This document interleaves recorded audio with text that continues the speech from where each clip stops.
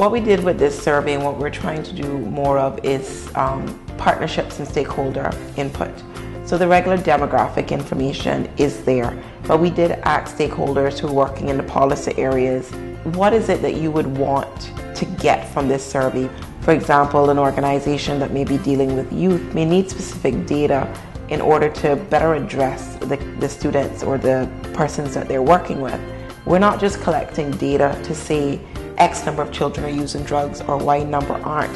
We want to know from the data what's going to be good for you. So if you're involved in a youth-oriented program, there must be information that when this survey is completed is useful to you as a stakeholder. The work I do is focused on the prevention efforts of the Cayman Islands within the schools, the prison, and any other non-profit organizations that are out there. The information helps me in helping those organizations that I work with so they can help put together their programs. And for a survey this size, we roughly needed about between 70 or 80 volunteers to go into the school. The teachers are removed from the classroom, therefore the setting is set, and then they administer the survey. It's self-administered, so we ask the students to fill it out themselves. We have a very great response.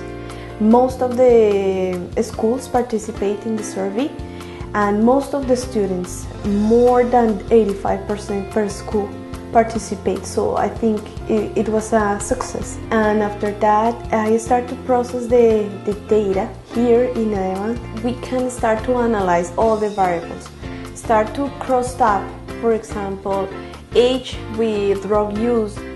We're going to generate a general report for the public and the other stakeholders also.